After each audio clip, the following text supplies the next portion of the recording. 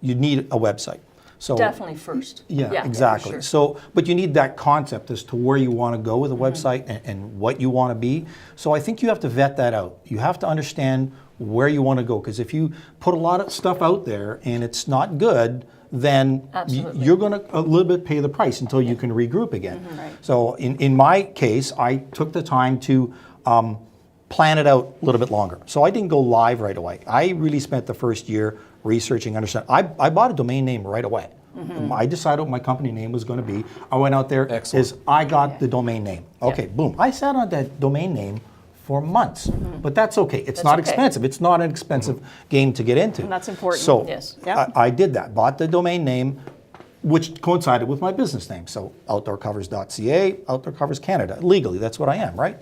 So it fits. And I picked a domain name that people can relate to. So it's not ABCXY. No, it something. tells what your business is. And What you V actually Pillow, do. Yes. you know, Which is Outdoor perfect. Covers. Yeah. So it tells a story. Yeah. So you really have to think about it. So and vet it all out. And just over time, I built it up, and I'd never done my own website before. So similar like web.com, that you use that kind of a service if you want to, or you can do it on your own and start everything on your own. Yes. I chose to use that function in terms of hiring somebody to be my back end.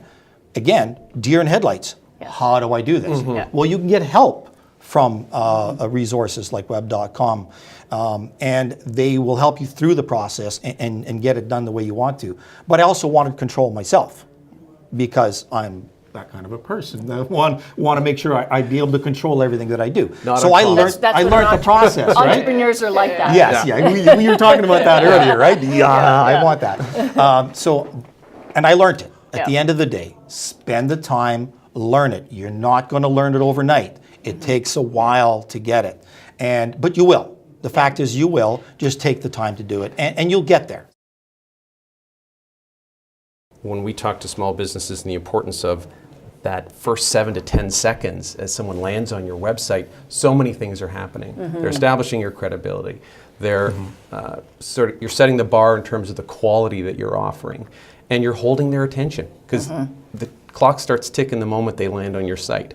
And it's important, by the way, that as you get onto that website, that you don't lose them right away. Because I think there's some statistics out there that tell you that if you haven't captured them within like 15, 25 seconds, you've lost them. So it's really important. We got short attention spans. Being online for a small business is simply being found or getting found for what you do and the geography you serve. And the urgency, I think, to your point, there are customers that don't know you, but need what you do, and the internet makes that connection. There's a lot of debate about how do I make sure that I'm up there in terms of my ranking and I'm selected, so that if I'm typing in something that I'm being profiled. Duran, maybe you could share a little bit about what your recommendations are there. Sure, and the simple term for that is search engine optimization. So again, back to my earlier point, being found for when that consumer is typing in what they need.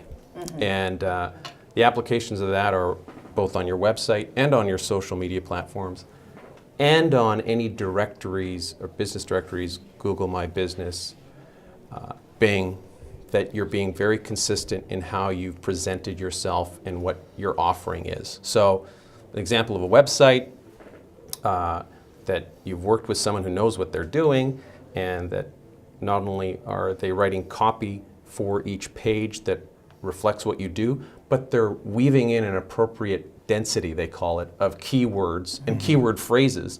And that really is just the language that your customers use when they need something. The language that they're putting into that Google box. So that's one side, SEO, and that's a big topic. The other one is local search.